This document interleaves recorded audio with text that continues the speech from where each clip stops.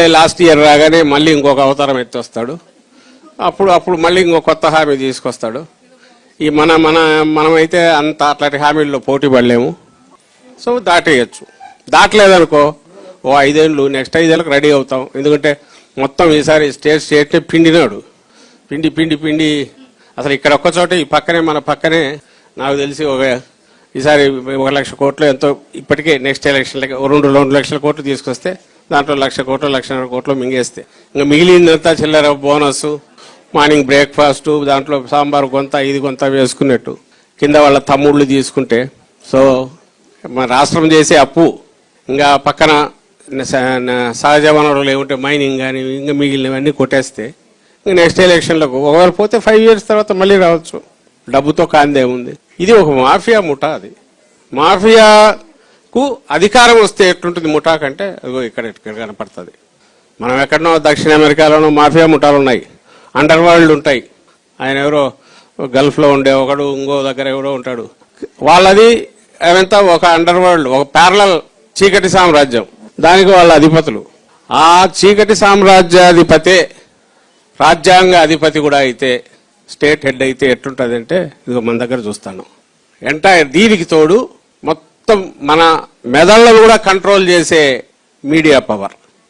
పొద్దున్న లేస్తే నేను ఈ తెల్ల చొక్క అంటే నాకే అనుమానం వచ్చేట్టు నల్లదేమో అనుకొని ఆ బ్రాహ్మణుడు ఏదో మేక కథ ఉంది కదా, నల్ల మేక అనో ఏదో అంటే అది పోతే కుక్క అంటే 3 సార్లు అంటే ఏదో ఉన్నట్టు నేను వదిలేసిపోతాడని మేకని తీసుకుపోతా.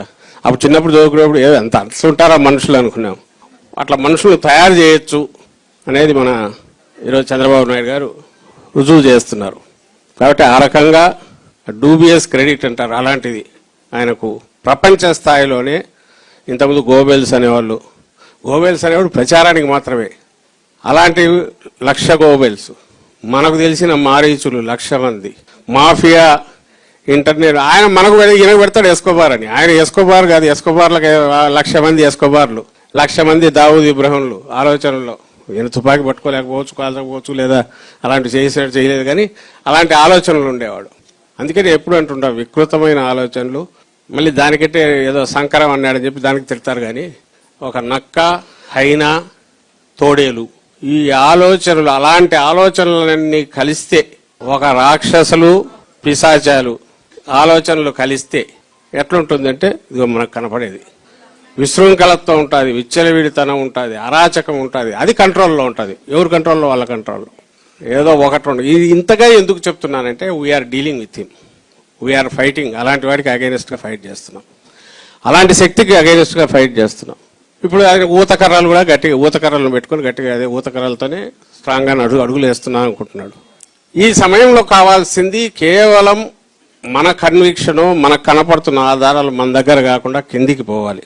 ఈయన ఈ 1 రోజులు మనం చూస్తే 2 ఏళ్ళైన సందర్భంగా ఏ ప్రభుత్వం అయినా, అది ఎంత చెత్త ప్రభుత్వమైనా, ఇదిగో ఇది చేశామని చెప్పుకుంటూ రావాలి. రోజు ఎవరో వీడి బినామీ వాడు, వాడి బినామీ వాడు, జగన్మోహన్ రెడ్డి గారి ఇది, ఇంకొకటి ఈరోజు తీసుకోదేంట 8,000 కోట్లు. ఎట్లా 8,000 కోట్లు? ఏదో అర్థం కాదు. ఇప్పుడు జరుగుతుంది ఎక్కడ చూసినా, రాష్ట్రం మొత్తం ఎక్కడ చూసినా ఇది అది లేకుండా యంత్రాలు పెట్టి డే అండ్ నైట్ కరకట్టలో ఆయన ఇంటి వెనక పక్కే జరుగుతుంది. Everybody is seeing it. రాష్ట్రం అంతా ఇదిగా జరుగుతోంది. ఎవరి కంట్రోల్లో జరుగుతుంది అనేది తెలుసు. దోపిడీ అడ్డగోలుగా జరుగుతోంది. కానీ ఇక్కడ మాత్రం అలాగే డిఎస్సి ఈరోజు ఇష్యూ, బర్నింగ్ ఇష్యూ, యూత్కు సంబంధించింది. దానికి సంబంధించి అయితే ఒకటి కనపడదు అక్కడ, దానికి సంబంధించి ఏవి కనపడదు, అక్కడ కనపడదు. ఆ పేపర్లలో కానీ ఆ మీడియాలో కానీ ఏమొస్తాయంటే సంబంధం లేదు. లేదంటే గొడ్డలి పార్టీ, అది రిపీటెడ్గా అది, లేదా ఆయన రాజారెడ్డి గారు వాళ్ళ కుటుంబం, వాళ్ళ దానికి సంబంధించి వీటి మీద చర్చలు వాళ్ళ దాంట్లో జరిగేది. చంద్రబాబు నాయుడు నిజంగానే గొడ్డలే. ఎవరికి మన జగన్మోహన్ రెడ్డి గారు గొడ్డల మాదిరి కనపడతాడు ఆయనకు. ఎందుకు ఆయనకు అట్లా కనపడక ఏమన్నా దండ మాదిరి కనపడతాడా? మెడలో రాజకీయంగా తన ప్రాణం తీయగలిగిన శక్తి, తనలాంటి శక్తులందరినీ శాశ్వతంగా సమాధి చేయగలిగిన శక్తి ఎవరుకుందంటే జగన్మోహన్ రెడ్డి గారికి ఉంది. మరి ఇంకా గొడ్డలి మాదిరి కనపడక వీళ్ళకు హీరో అట్లాగా ఎట్లా కనపడతాడు? తన ఫ్రెండ్ మాదిరి కనపడతాడా, లేక ఇంకోరు మాదిరి కనపడతాడు? ఎట్లా కనపడతాడు? అది దాని న్యాచురల్ ఏం కాదు. నేను అందుకే మళ్ళీ చెప్తున్నా, ఎస్ చంద్రబాబు నాయుడు గారు ఇలాంటి వారి పాలిట జగన్మోహన్ రెడ్డి గారు గొడ్డలి, త్రిశూలం, కత్తి అన్నీ ఏదైనా చేయొచ్చమ్మా.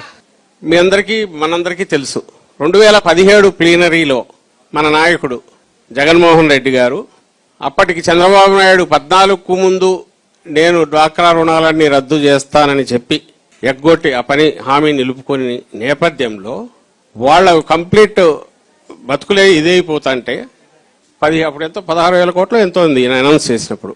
వచ్చిన తర్వాత దాన్ని నేను మీకు వెనక్కి ఇస్తాను, దశల వారీగా ఇస్తానని ప్రామిస్ చేశాడు 4 దశలు. ఈయన ప్రామిస్ చేసినప్పుడు 16,000 కోట్లే. నేను ఇది కూడా ఎందుకు చెప్తున్నా అంటే జగన్మోహన్ రెడ్డి గారు తాను ఇచ్చిన హామీని నిలబెట్టుకోవాలనుకున్నప్పటికీ ఆ 16,000 కోట్లు ఇస్తే సరిపోతుంది. అదే చెప్పాం, ఎన్నికల్లో అయ్యే టైంకు అది 25,000 కోట్ల పై దాటింది. అప్పుడు అందరం అన్నది ఏంటంటే, అన్నా నువ్వు చెప్పింది ఇంతే, అది ఇస్తే సరిపోతుంది, హామీ నిలుపుకున్నట్టు అవుతుంది, ఈ మిగిలింది అవసరం లేదు 25,000 కోట్లు అంటే. అదేంటది, intention is to help them out, to bail them out, ఫ్రీగా నిలబెట్టి ఫ్రెష్గా రెజ్యూనేట్ వాళ్ళకి కావాల్సిన శక్తులు ఇస్తే వాళ్ళు ముందుకు అడుగేస్తారు. నేను సగం ఇది ఇచ్చి ఊతం ఇచ్చి అక్కడ వదిలేస్తే మళ్ళీ కుంగిపోతారు కదా, పర్వాలేదు భరిద్దామని చెప్పి 25,000 కోట్లకు కమిట్ అయ్యాడు. ఇది రియల్ అంటే ఇట్ ఈజ్ నాట్ అబౌట్ ఎంత చెప్పామనేది కాదు, సొల్యూషన్ టోటల్ కావాలంటే ఇది పూర్తిగా తీస్తేనే వాళ్ళు ఫ్రీ అవుతారు. అలాగే ఎట్టి పరిస్థితుల్లోనూ వాళ్ళకి ఇస్తున్న సపోర్ట్ మనం ప్రామిస్ చేసిన 0 వడ్డీ అనేది ఖచ్చితంగా పోవాలి. అందుకే 5,000 కోట్లు దా రూపంలో ఇచ్చాం. ఇప్పటికి ఇదన్నా దిక్కుందా, 0 వడ్డీ అదన్నా ఇస్తున్నాడు, అది లేదు. పైగా కళ్యాణ లక్ష్మి ఇంకోటేదో అంటున్నాడు, పెళ్లిళ్ళకి ఇస్తాను కావాలంటే, ఇది పిల్లలు పుడితే 30,000 అన్నట్టు, దానికి కావాలంటే 1,00,000 2 లక్షలు, పారిశ్రామికలు చేసుకోండి 1,00,000 రూపాయలు ఇస్తా అంటున్నాడు. 1,00,000 రూపాయలతో ఎవడో పరిశ్రమ పెట్టగలడానికి కూడా చేయగలరు. ఏదో ఫలానా వాళ్ళ భార్యగానో కూతురుగానో కాకుండా మీరు స్వతంత్రంగా ఒక నాయకురాలుగా ఇది శక్తి రావాలి, అలా తయారు కావాలంటే this is the right time. Opposition లో ఉన్నప్పుడు దానికి అవకాశం. ఇప్పుడే పోరాటాలు అంటే నేనే పెద్ద ఏదో పూర్వకాలం మాదిరి ఎక్కడో పోయి ఇచ్చేయాల్సిన అవసరం లే. వాయిస్ వినిపించడం, నలుగురిలో డిస్కషన్ పెట్టడం, అవి కాలేజీలు కావచ్చు, ఇక్కడ కావచ్చు, ఇంకో దగ్గర, అమ్మాయి ఇది వాస్తవం, ఇది ఏమనుకుంటున్నారు, ఒపీనియన్ మౌల్డ్ చేయడం. ఇది ఎంత జరిగితే అంతగా మీ పటిమ కూడా అది పెరుగుతుంది, నాయకత్వ పటిమ పెరుగుతుంది. కొత్త వాళ్ళకన్నా అందరికీ అదే, మిగిలిన పార్టీలో ఎవరికైనా అదే, వేరే ఇదేం రూల్ ఏం లేదు దీనికి. మీకు ప్రత్యేకంగా ఎందుకు చెప్తున్నా అంటే నాయకుడు కూడా మీకు పెద్దపీట వేస్తున్నాడు కాబట్టి.